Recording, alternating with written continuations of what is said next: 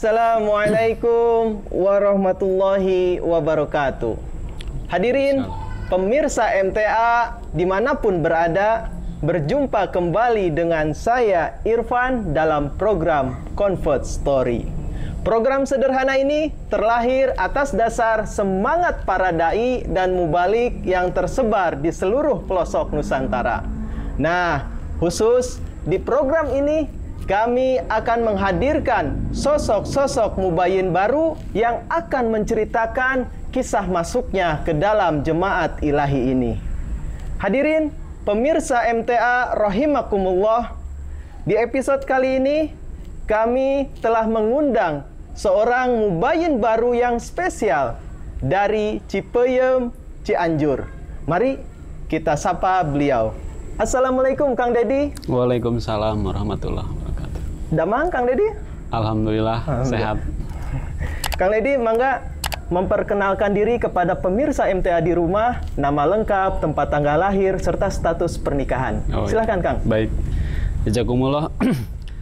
Bismillahirrahmanirrahim. Assalamualaikum warahmatullahi wabarakatuh. Waalaikumsalam warahmatullahi wabarakatuh. Nama saya Dedi Sunaria.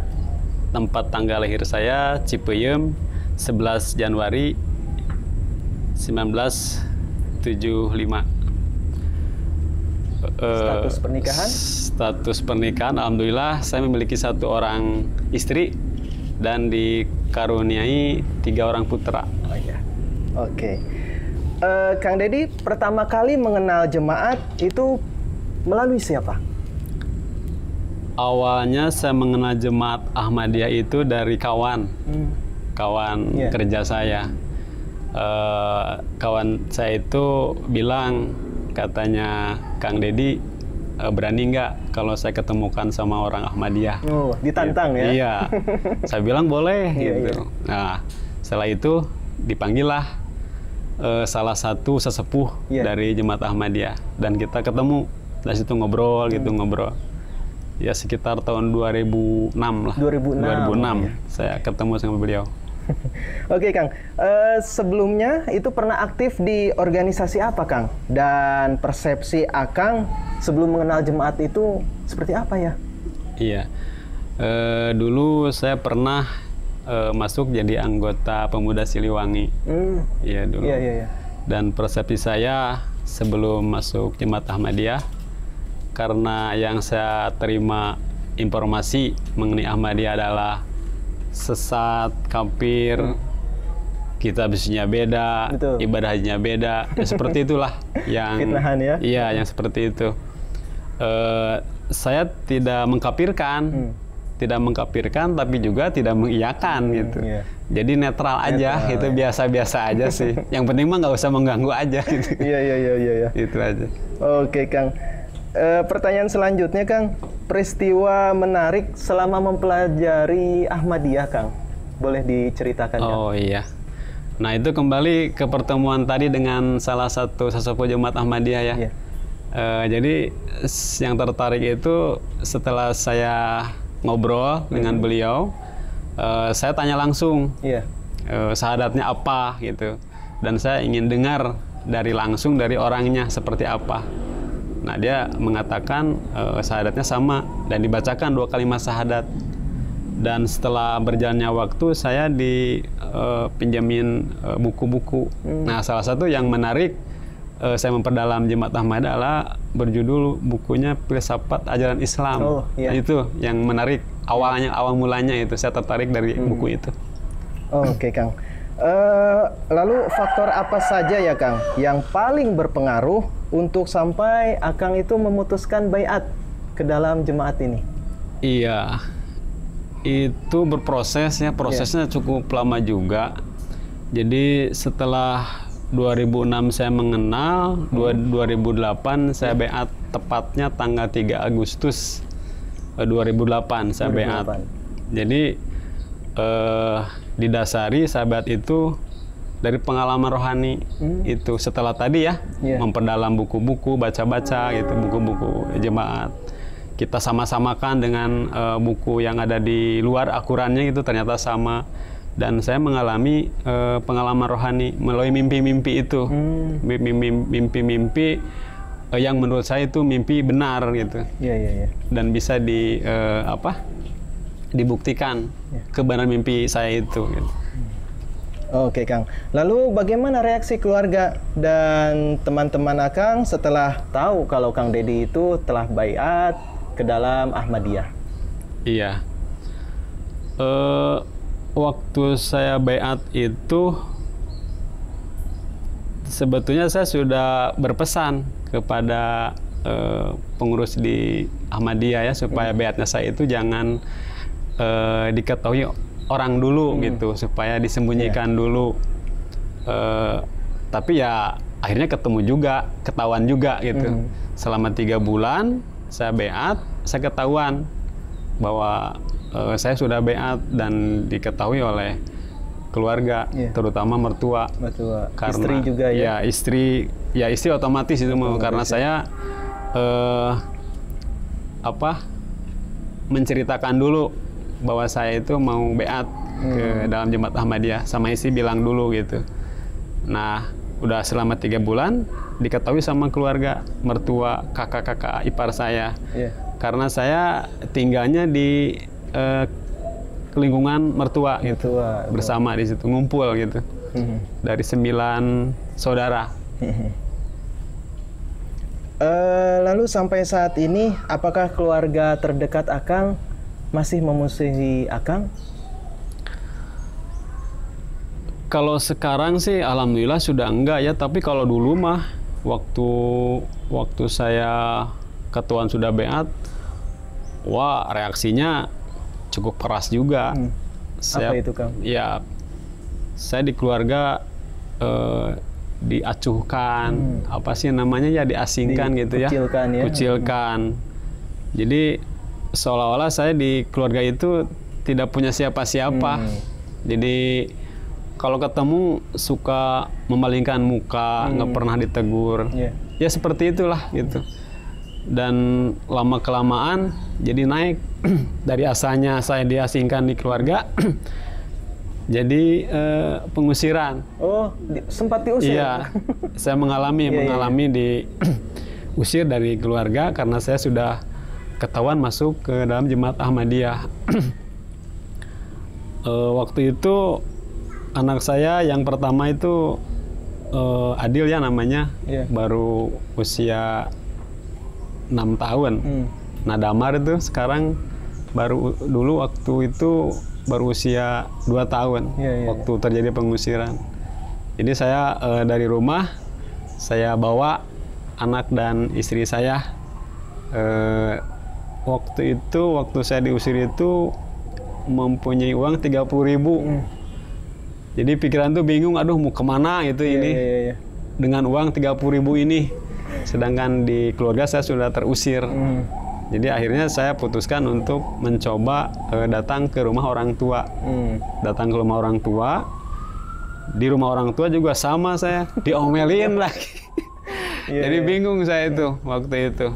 Tapi anak dan istri saya tetap biasa aja, tidak merasa gelisah atau gimana. Ya gimana ya, enjoy aja sih gitu. Nggak merasa ketakutan, enggak sama sekali gitu. Karena saya terusirnya bukan karena melakukan hal-hal yang melanggar hukum. Diusir saya karena saya masuk ke dalam jemaat Allah Ta'ala, itu aja. Oke Kang, sampai saat ini Kang Dedi itu diberi amanah apa saja dalam jemaat ini? Sampai hari ini saya mendapat kepercayaan di cabang sebagai ketua ya. Ketua cabang sudah 2 periode sama sekarang. Dan dulu waktu saya baiat itu kan masih udam ya. Udam 2006 masih udam. Setahun baiat saya mendapat kepercayaan jadi kaid majelis. Masya Allah. Jadi masih mubayin waktu itu kan saya di amanat untuk jadi kaid majelis. Di cabang juga sebagai pengurus tahrik jadid, wakil jadid. Di wilayah juga sebagai ketua komite tarbiyat di wilayah gitu, dan sekarang saya mendapat kepercayaan sebagai ketua di cabang.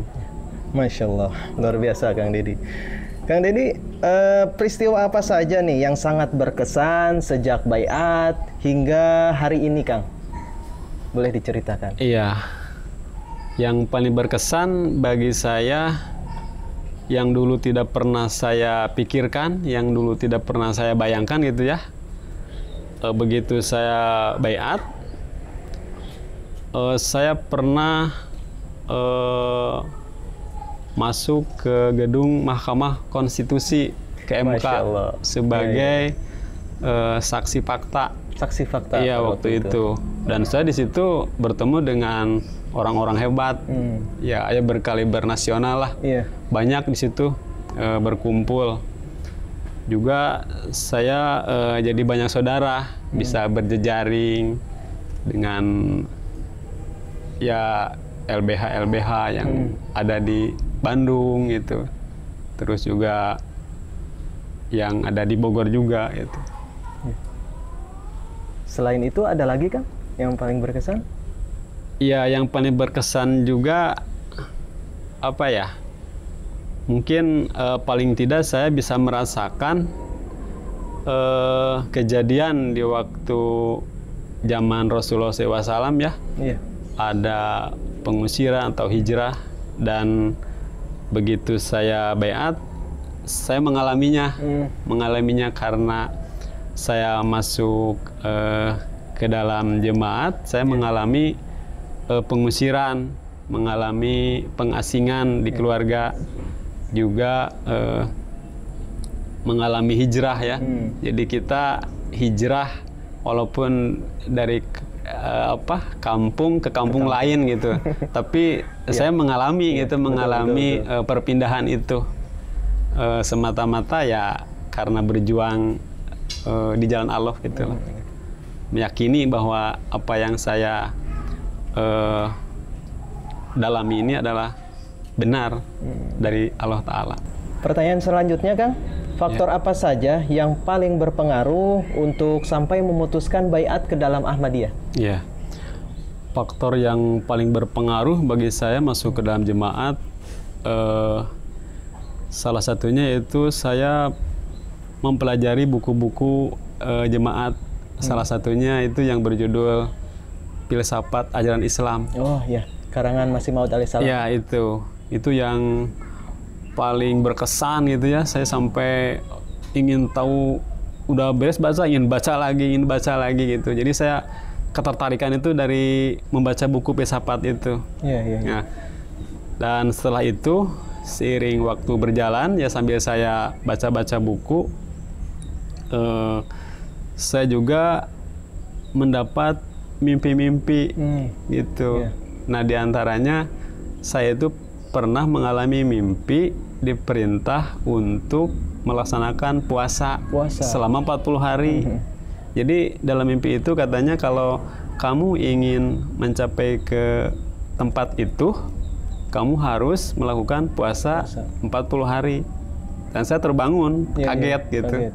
Apakah ini benar atau bagaimana gitu. Saya ingin melakukan tapi saya takut gitu.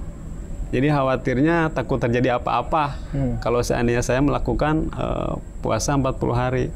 Dan keesokan harinya kebetulan di salah satu rumah orang jemaat ada pengajian, dan saya secara sembunyi-sembunyi ikut pengajian. Dan saya tanyakan sekaligus ceritakan mimpi saya itu. Apakah saya tidak apa-apa kalau saya melaksanakan puasa 40 hari. Dan kata beliau, ya nggak apa-apa, laksanakan aja katanya gitu. Dan saya jadi lahaula lah, saya berniat untuk melaksanakan puasa itu. Dari satu gitu, biasa saya puasa seperti puasa wajib. Jadi kita sahur, udah maghrib kita buka ya sambil kerja biasa.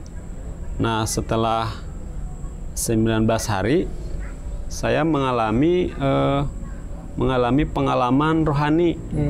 Jadi waktu itu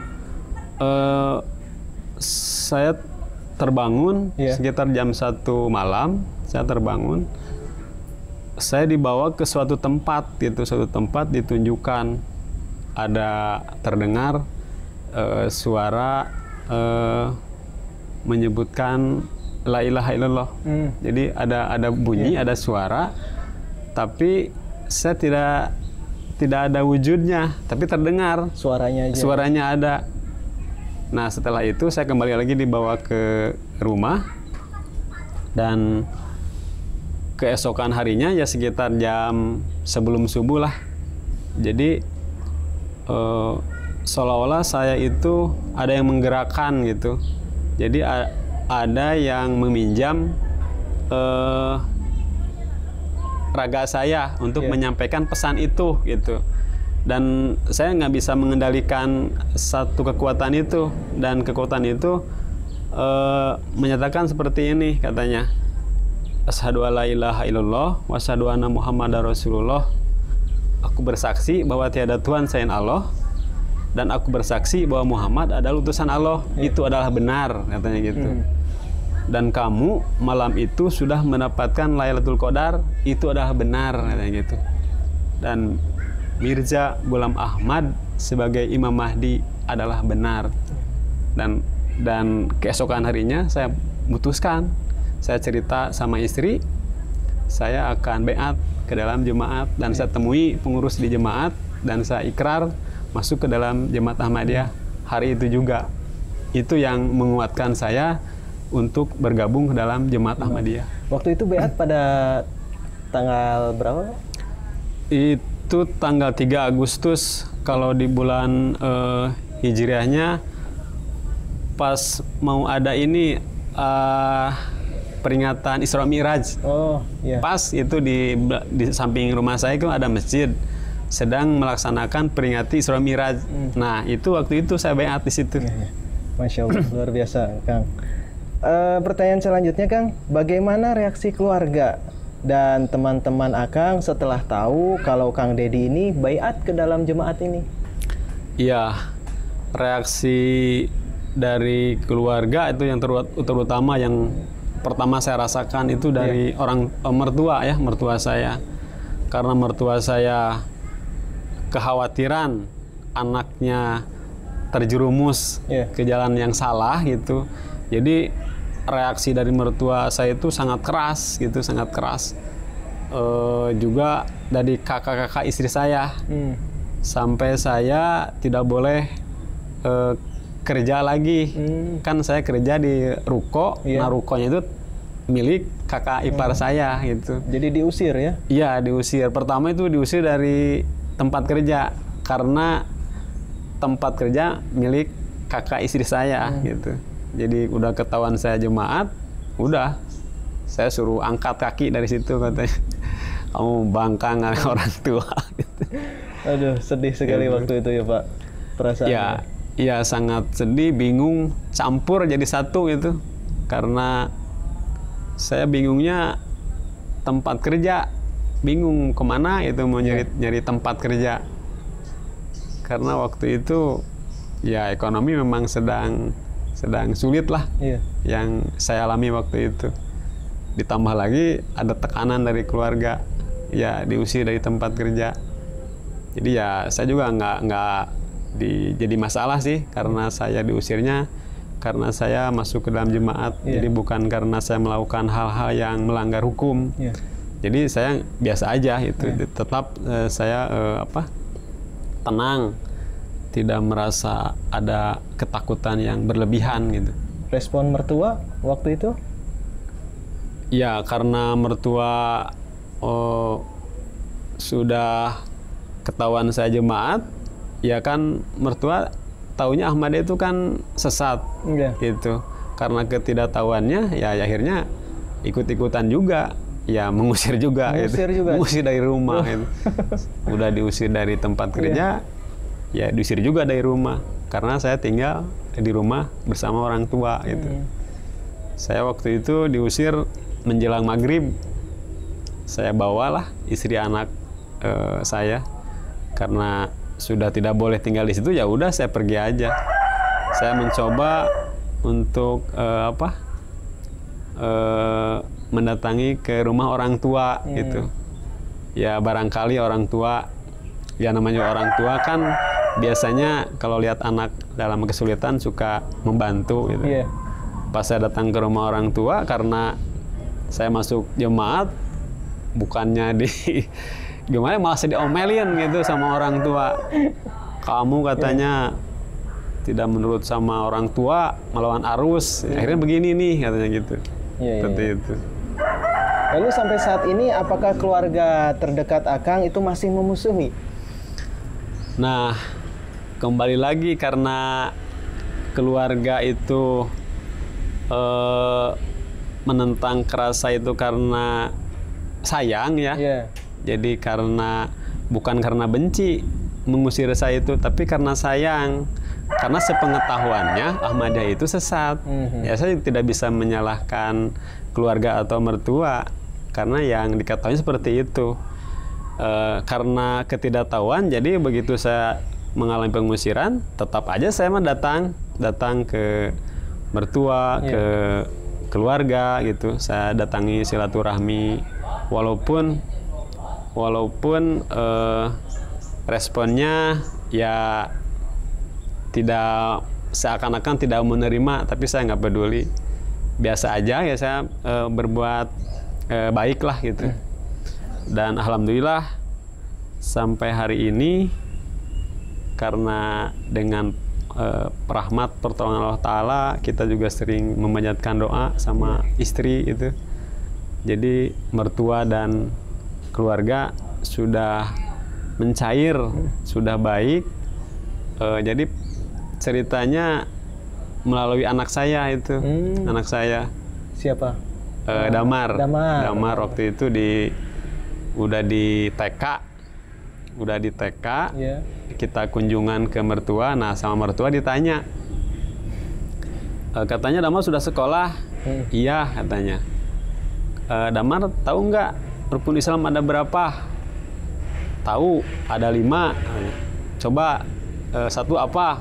Ya, anak saya menjelaskan, 1 syahadat, 2 sholat gitu, sampai beres.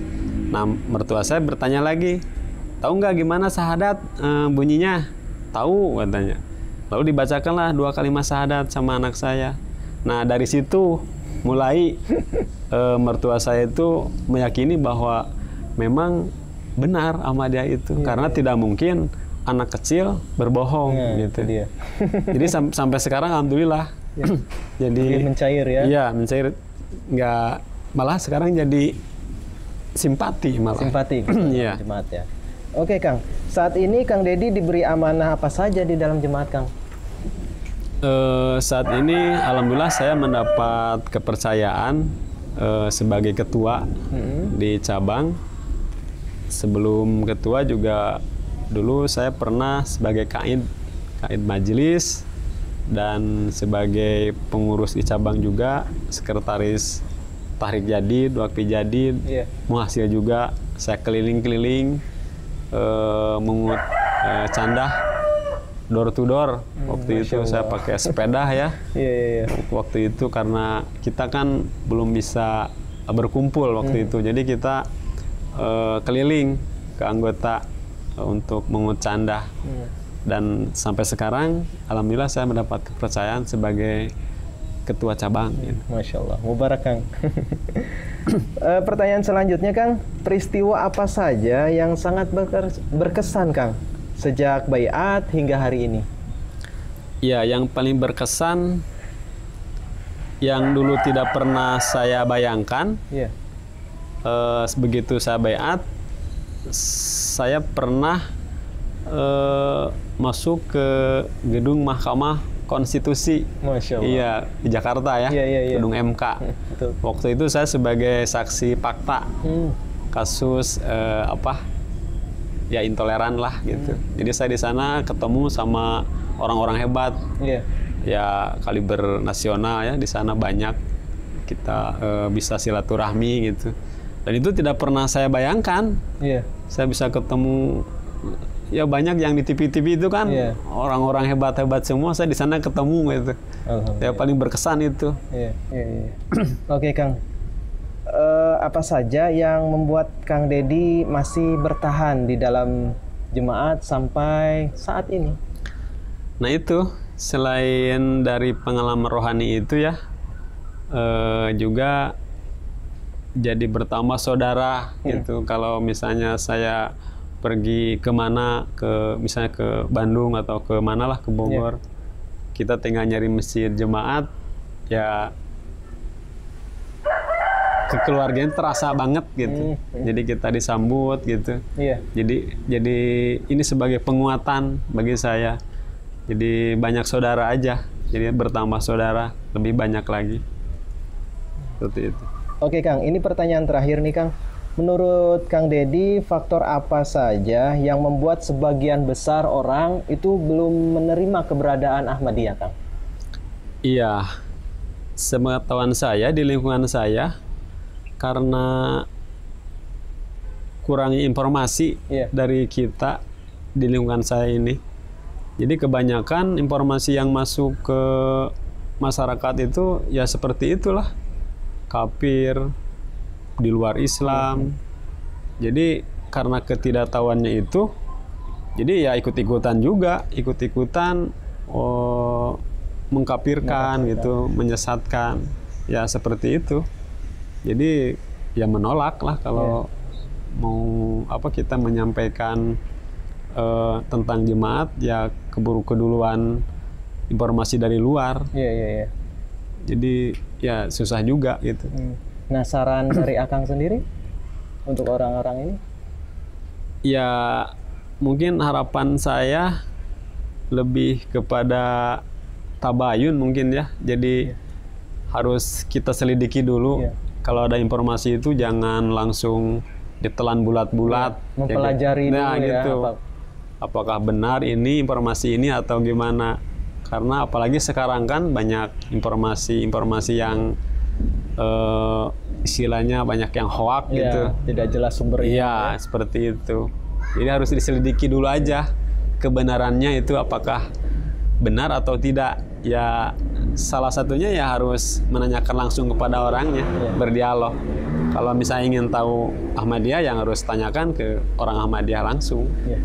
Oke Kang, ini pengalamannya begitu luar biasa dan menggugah keimanan saya khususnya. Mudah-mudahan untuk pemirsa MTA pun juga begitu. Baik, terima kasih Kang Dedi. Jazakumullah ahsanal jaza telah berbagi kisahnya. Demikianlah pemirsa perbincangan saya dengan Kang Dedi. Mudah-mudahan menginspirasi dan menggugah keimanan untuk kita semua. Sampai jumpa di episode yang akan datang. Wabillahi taufik wal hidayah. Wassalamualaikum warahmatullahi wabarakatuh. Gimana Mas? Ceritain pas orang tua ibu tanya ke ibu. Orang tua saya punya dua pilihan. Yang pertama, ikut suami atau ikut orang tua. Saya jawab ikut suami. Alasannya? Alasannya karena pertama kali saya masuk Ahmadiyah, saya pernah bermimpi. Nah, di dalam mimpi itu nggak lama sih, cuma beberapa menit gitu. Terus apa isi mimpinya Bu? isi mimpinya saya bertemu dengan dua orang laki-laki yang menepuk pundak saya, bahwa bapak itu menanyakan bahwa Ahmadiyah itu benar, bahwa Hadrat Mirza Ghulam Ahmad alaihissalam sebagai Imam Mahdi itu benar. Kau masa lompat itu dalam diri. Dengan kehadirannya Bapak Dedi, alhamdulillah jemaat Cipayung menjadi subur. Bahkan suburnya itu bukan saja kemajuan di jemaat Cipayung, tapi juga tantangannya juga lebih subur lagi. Dengan perusakan masjid ini justru karena masuknya Bapak Dedi. Sehingga di daerah sini semakin ramai, semakin ya ingin membubarkan dan sampai jangan ada jemaat Ahmadiyah di daerah sini. Jadi alhamdulillah dengan keadaan Bapak Dedi menjadi jemaat, juga dia itu jauh sebelumnya dia itu pernah menjadi anak buah saya gitu di dalam menjahit sekitar tahun 84 dan bertemunya lagi dengan dia di tahun 2008an waktu masuk Jemaat Ahmadiyah. Alhamdulillah saya juga sering membina sedikit gini terus memberikan keistimewaan di jemaat, tantangannya begini dibekali gitu supaya dia, dan juga alhamdulillah dia itu sebagai ketuanya udah 2 periode kalau nggak salah, 2 periode ya, mau 3 gitu.